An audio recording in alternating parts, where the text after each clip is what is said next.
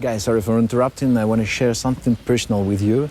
There's been already 8 months, I think, as YouTube has disabled monetization for Russian YouTubers that we got from the Russian viewers. And since then, we're making the video with our own money, so trying to get new budgets. And if you like what I do, if you like our videos, I would really appreciate if you support us on Patreon, on PayPal, or on Pioneer. All the links are in the description. I would really appreciate this and try to make even more great films for you. Thank you guys. Now let's get back to video. It's unbelievable how many sanctions the island have been slapped with. At some point you start wondering why.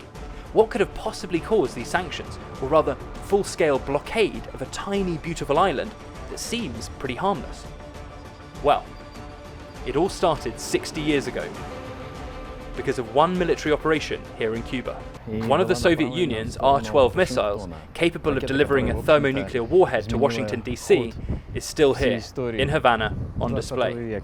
In the 1960s, the world found itself on the verge of a nuclear war. Some 15 years after the defeat of Hitler-led Nazi Germany, the USSR and the USA became the world's two largest competing powers. The Cold War between the communists and anti-communists escalated to the point where Washington had its missiles capable of reaching Moscow deployed in Turkey. The USSR wanted to reciprocate. This required an ally with an anti-American government that would be close to the US. As a result of the Cuban Revolution, Cuba, located only 80 miles away from the US shores, became a communist state, with Fidel Castro at the helm. Castro and his fellow revolutionaries, including Ernesto Che Guevara, succeeded in overthrowing the military dictatorship of Cuban President Fulgencio Batista and were looking for powerful allies. Strategically, on the global scene, smaller nations have to have bigger allies. The United States had ideological differences preventing the alliance. The Soviet Union, on the other hand, seized the opportunity and supported Cuba with over $100 million US loan, as well as supplies, construction materials and infrastructure development projects. Soon the economic exchange between the two nations reached billions of dollars. So when in 1962 Moscow started looking for a place to deploy its nuclear missiles, Cuba was the perfect choice. The Soviet government launched Operation Anadyr. The operation that sought to deploy Soviet ballistic missiles in Cuba was top secret, and outstanding measures were taken to keep it that way. 85 Soviet ships from 6 different ports were sent to deliver parts of the secret cargo to the island. The captains of these ships were kept in the dark about their destinations till the very last moment. They all received an envelope, and they had to open it once they were already on the way, in the presence of a political officer. In those times, political officers were essentially KGB's reps on each other's teams, and they made sure that there was no anti-Soviet sentiment at all. Not a thought, not a whisper. You know, those reports of people who got jail time for an anecdote. Well, those reports were filed by political officers. So ship captains were to open the envelopes with the instructions to go to Cuba in the presence of these political officers. Captains of those cargo ships thought they'd be delivering some stuff to Chukotka in the Russian Far East, but instead they had to go to Cuba. Thus, Soviet missiles were delivered and successfully deployed on the island. That's when all the fun started.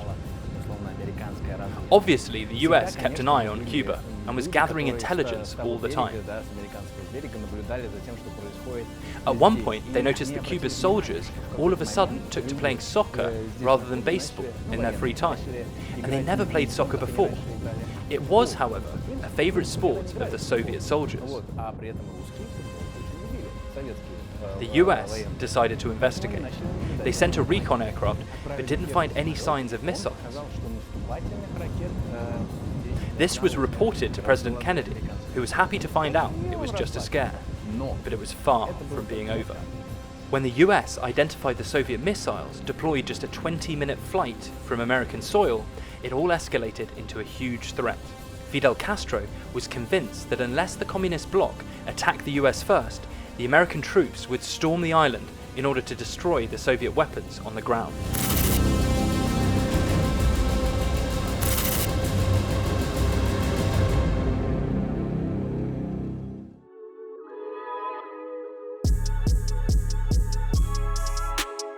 As I enjoy the sky view of this amazing island, washed by the deep blue waters of the Caribbean, it's so hard to believe today that 60 years ago, a nuclear war could have started right here, destroying this beauty and and potentially everything else. Maybe back then, people didn't have enough insight or technology to see the bigger picture. Just look at this, the vast blue ocean with a vast blue sky above it, and the sun. It's even harder to believe that now, in the 21st century, when we have a very good look at history lessons from the past, the world is in danger again.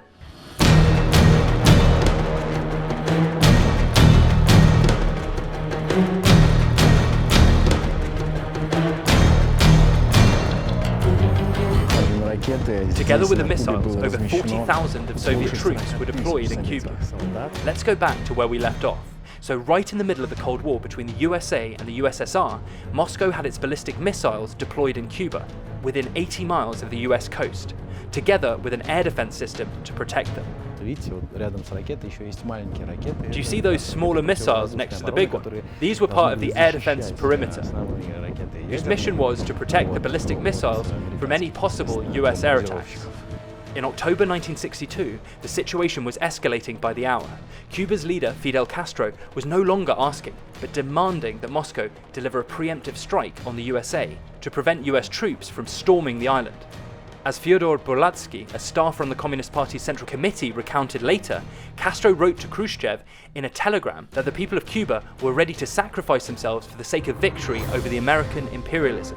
There is, of course, a question of how Castro got to be making such statements on behalf of all of his people in the first place, but Khrushchev himself was scoring a lot of political points by scaring the Soviet people with the prospect of a real war too. Well, back in Cuba in 1962, the crisis was escalating.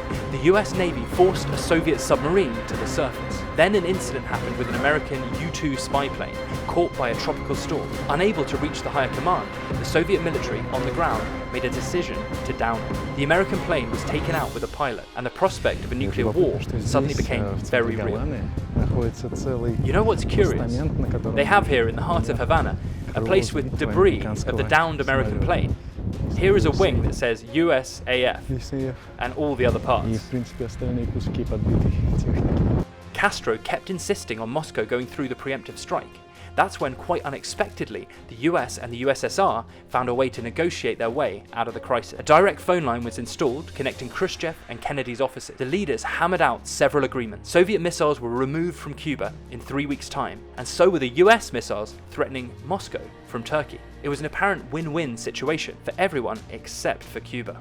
The United States called off the blockade of the island for 2 years, as per Moscow's requirements, but after that applied economic sanctions so severe that the Cuban economy has hardly ever recovered. Look at these guys. This is the port of Havana, and it was built in order to make touristic liners come in, so to let the tourists walk. But if you look closer, you see that there is no ships here, no vessels, no liners, nothing. The only ship here you can see is the oil one. The one is pulling the oil, and you can ask why. The thing is that once the Trump came in power, Donald Trump, so he made restrictions, he made some sanctions that every vessel that enters Cuban port, every vessel that enters the Cuban port of Havana, it cannot enter American ports for a year. And actually it made not only American tourists to give up coming to Cuba, but also European ones, because of course the European companies, they don't want to lose the opportunity to enter American ports. And finally you can see that the very big port which was built is now absolutely empty. In the wake of the Cuban Missile crisis, all American companies operating on the island closed shop and left. Needless to say, they were the best quality manufacturers the island had ever seen. Look guys, here's a restaurant where they gathered all the logos of the companies which operated here before Revolution. So here's Shell, which was obviously selling oil, Mobil Oil, Texaco. Pay attention to the quality. This is the real one. This was really from there. Also Coca-Cola, Esso, Kodak, Ford, all of it operated here before Revolution, and finally it was nationalized. And the same happened to tourism, that accounts for a large share of Cuba's economy.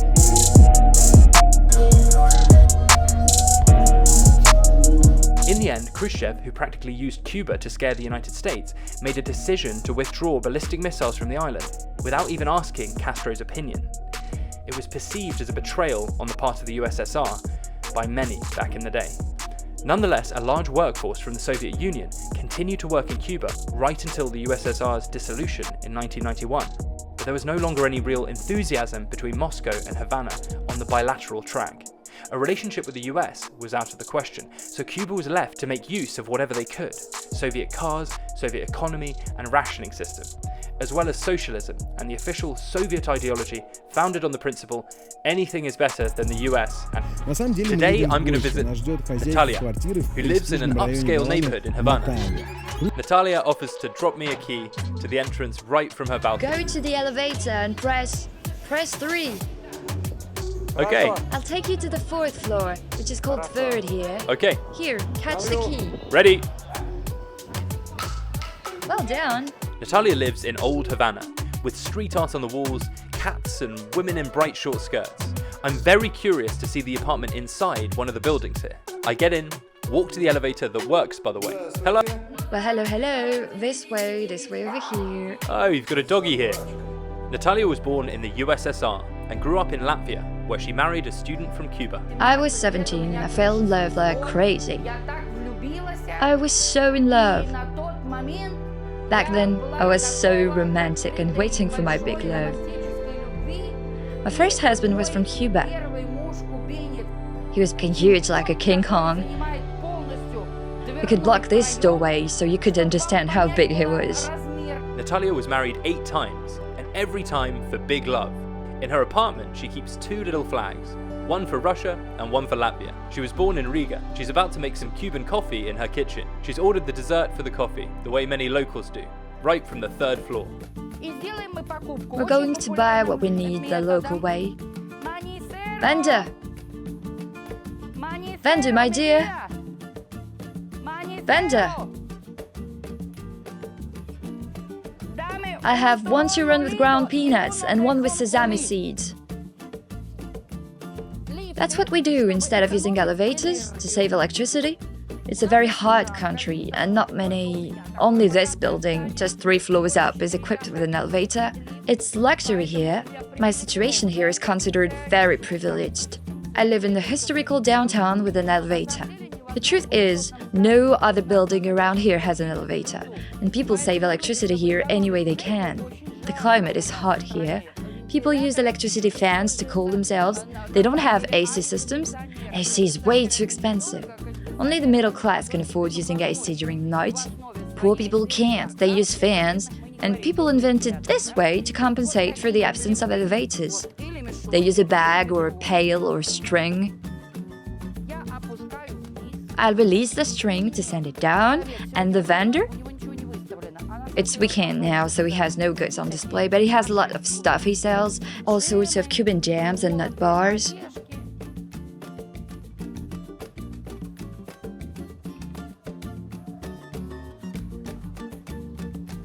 $50 for both, right? Thank you, my dear. And then I put it up, and no need to step out of the apartment.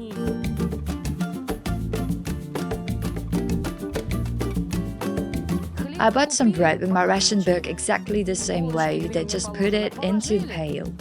Okay. We're all set. Natalia has been living in Cuba for 30 years, and she has tons of life hacks to share. Okay, let me ask you right away. How would you like your coffee? I can make you authentic Cuban coffee, or I can make it a little better by adding some good beans into it. Oh, I see. Okay. Well, since you know the recipe, I'd love to try the authentic Cuban coffee. Do you recall me showing you the ration book with coupons people use in Cuba to shop for food? I shot that episode in Natalia's kitchen. Her building has a few state-owned shops downstairs, and for many years she's been witness to everything that's happened while the other people's queue here. She says it's like having a front seat to a reality show. Every night, starting at 8 p.m, people start queuing for food right under my balcony. They shout all night through. They have arguments about the places in the queue, sometimes fights even, because there there are a lot of people who sell their places in queues. For real, they do that? Yes, they'll sell their place in a queue for $5. And when you claim it, arguments begin. Fights break out because you weren't there, people had been queuing all night long and haven't seen you here. Right, I see. And naturally, those guys who sell their places, And they queue all night? all night through. Police comes every now and then because of the fighting. But why? Why? For chicken. Well, I guess chicken is worth queuing for. Yeah, it's either chicken or ground meat that comes in small rolls like this. They're that big, no bigger than this. Or sausages, like those you already shopped for. Here, all kinds of food are in short supply. In terribly short supply, rather, so people will queue for anything. You mentioned packs of diapers, those are in short supply too. Diapers, shampoo, deodorant, soap, absolutely anything. There are shops in Cuba that sell food without ration book. You just pay for it, but you can't pay cash. You have to get a local bank issue you a card within the local banking system, like Russia's MIR card, and put some valid currency on your account. Now it's euros. You can't put US dollars on your card anymore, only euros. But why? Well, because we hate American capitalism. Because we're on track to build socialism. So euros only. But of course, it's because any international business we have here is with Europe, because Cuba has been under the US sanctions since 1962. Natalia told us the truth. It's like there are no US dollars in Cuba. They may quote the price in US dollars for tourists, and you can even pay in dollars, but officially there are no US dollars in Cuba. Look at these guys. So this is one more queue here in. This is one more queue here in the Havana. So there's one more queue here in Havana. This is the ATM machines, and if you look closer, you will never find Visa or Mastercard sign here. No, maximum you can find is here the Union Pay and red, which means the Cuban payment system.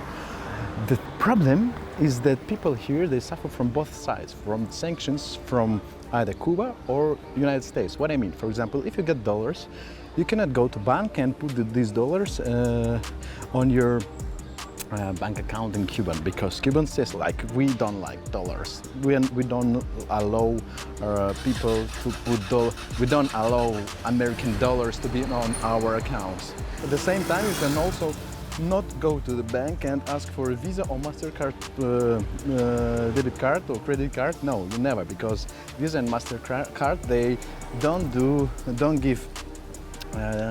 they don't work with Cuban citizens, and it is. Can you imagine how to live through it? It's a pretty tricky way to go through it.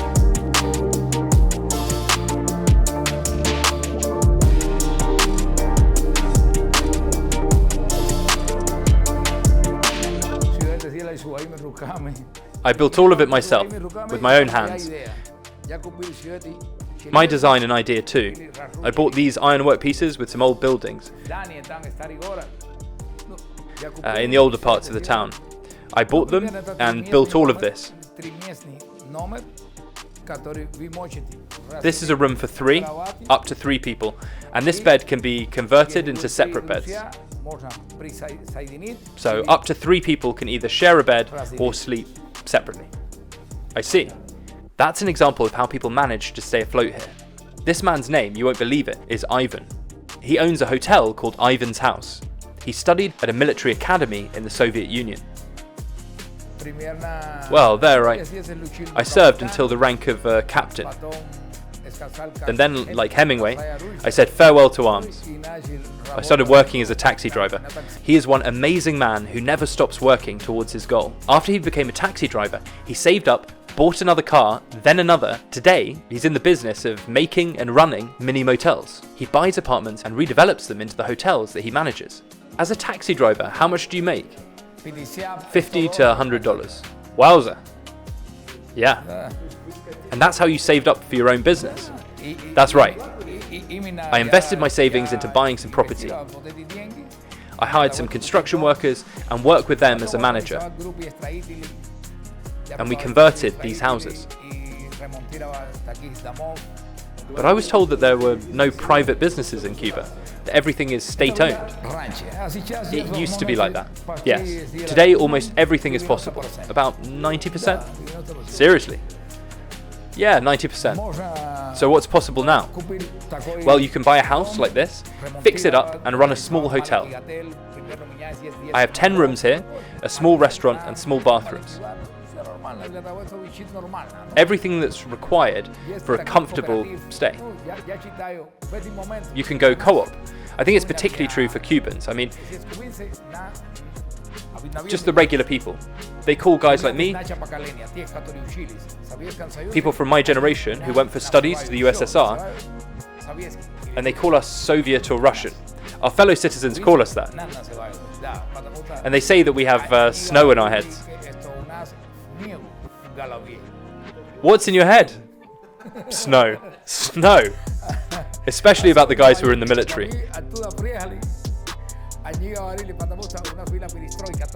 We wanted a perestroika here as well. We wanted to help our homeland to get a better economy, to develop. But there were bureaucrats who said that we only had snow in our heads. I see. And how can you do your business today? What should one do? How does it work? Today you can do pretty much anything. I mean, things like you have to pay the state for a license, right? Yes, there's a license. You pay taxes and you can develop, grow. Yes. In Cuba, business owners pay taxes in the range of between 10 to 35%. This is fairly new though. Until recently, the island had a socialist economy. But now, they're starting to add a little bit of capitalism here and there. And private businesses are booming now. It's very unusual. So I'm now at the city nearby Havana. And please look, this is a countryside house. It's just a house of some family, and they open their own shop 3 days a week. They are allowed to do it on Friday, Saturday and Sunday. So here's some of the clothes that they sell. You can also find some games, and you can also find, for example, this kind of labyrinths, local ones. So for example, 900 peso, which means $9, guys.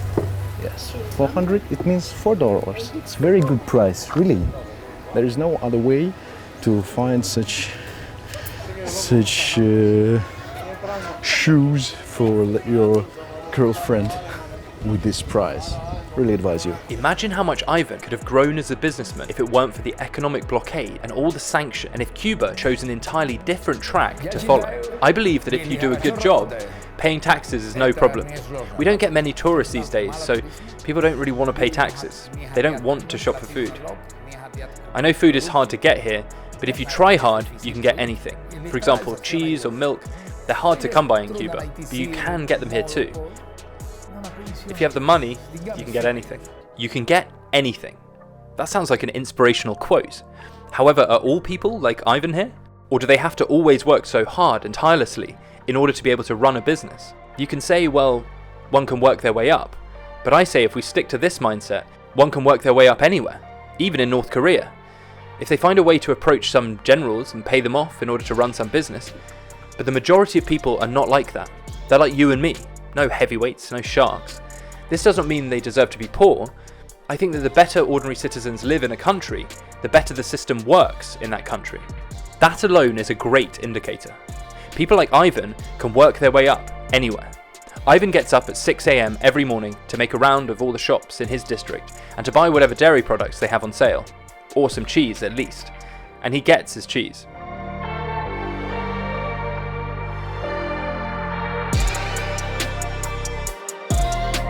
We have processed cheese here, mostly of the cheapest kind. It's better than nothing, of course, because dairy products are in extremely limited supply. People don't get anywhere near enough of all the essential fatty acids in their diet. Yogurts, buttermilk, cottage cheese, they don't have anything of that stuff here. Absolutely nothing. Natalia has been living in the socialist economy of Cuba for 30 years, and she can tell us everything how it really is. For example, about healthcare services. Officially, they're free for everyone. Well, let's say if a doctor found an indication of some serious problem, what happens then? He refers you to a polyclinic that serves your district and you go there. There, they might say that you need some tests done, but they don't have the required chemical agents to perform them, so they will refer you to a hospital. You go to the hospital and spend hours, even days queuing there. The queues are crazy there. You can come at 8 a.m. and leave at 5 p.m. That's the worst thing about the healthcare system here. They have neither proper equipment nor chemicals here. I experienced all this myself. I got pretty sick 4 years ago. Back then, Natalia lost 90 kilograms and spent 8 months in a hospital. Doctors were saying it was because of some sort of nervous system disorder, but no one could figure out what it was exactly. They didn't know how to help me, what to do. Most importantly, they couldn't offer a proper treatment because they had no meds, no equipment, no procedures they said I needed. They had neither this, nor that, nor any other thing or whatever else, absolutely nothing. So when the time came in and it became obvious I was in need of a surgery, they ran into yet another problem. They needed Natalia's tomography scan prep for the surgery. You know, a simple CT scan. The hospital didn't have the equipment because it's all made in the West and therefore under sanctions. They referred me to another hospital. They checked me out of my hospital for 2 weeks and told me, literally, get it done, pay them off, do whatever you can, just get those scans. They simply told me, pay them off. Find people, find connections and give them money. There are no private clinics here with the required equipment where you could just pay for a test or a scan. In order to get a service, you need it from a state-owned hospital. You need to know people. You need to be connected. That's how it works. I could hardly walk back then. I don't have a car, so I had to take cabs there. And cabs could only go so far because they are not allowed near the hospital doors. My husband went with me and helped me get around. I could barely walk here and I felt so bad I was throwing up there all the time. Eventually, they found out there was one place in the city with a CT scanner, but there was a huge waiting list, or you had to have connections. Natalia got lucky because one of her 8 husbands had a very sharp mind. He was studying to be a hairstylist at the time and had a white robe almost identical to those that doctors use. At one point, it helped him. He put it on and they let him into the hospital just like that. No questions asked. He just walked through the entire floor right to my room. This made him realize that it can open doors that are usually closed. After that he said, I'll go to that hospital and tell them that I am an intern here and I'll ask for help. And it worked. It worked like a charm. And this is how... You got your CT scan? Yes, and we paid for it, of course. Are you subscribed to our channel? Not yet? The sad thing is that Anton can't go on his next adventure until you do. So pretty please, subscribe now. That's right, go ahead, click subscribe, well done and thank you. We can continue now.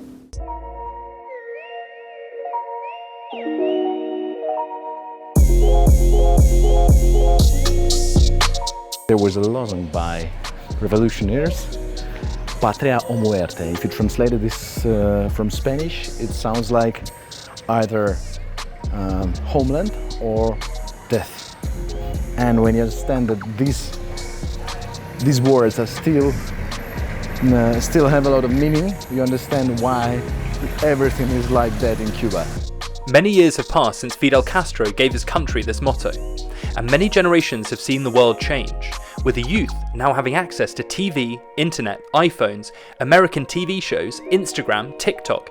You can see young people in Havana wearing t-shirts saying Patria o muerte, or homeland or death, even today. I doubt, however, whether they understand the true meaning of it. One of them is Lima, Natalia's daughter. She told me about the iPhone situation on the island. Lima is Cuban, but she's lived some time in Russia and visited Europe. Do you have a dream? Do you dream of something? I want to live in Europe. Have you been there? Yes. Where? In Latvia. That's in Europe. And in Spain. You've been to Spain? Also, remember when we went by ferry to Stockholm? To Stockholm? Yes. What do you like there? Anything in particular? Well, it was many years ago. I don't remember things very well, but I liked everything there. Absolutely everything. My personal opinion is that these young people want more than just a choice between homeland and death, and I can relate. We, the younger generation, have seen a lot of things thanks to the movies, documentaries, Instagram and TikTok, Some of us have travelled and seen the world with our own eyes. We know people don't always have to queue for hours in god-awful heat to get some cheap sausages. We know it's possible to get your medical test done without having to bribe anyone, quickly and pain-free. We know it's possible to own a car without having to learn to fix it yourself all the time, and that's just normal. Our fathers and grandfathers had to struggle so that we could have a better life, not a harder life. Each generation must enjoy some progress and an improved life quality. That's what every generation is working for their children to enjoy more comfort. And it actually would have been quite possible on a global scale if it weren't for some people who once every 50 or 60 years start telling us that we must not live for ourselves, but for some people who claim they know better and can decide for the entire nation. And it'd be one thing if they wanted to decide how the people should live, but they want more than that. They want people to die for them. I say they can kiss my ass.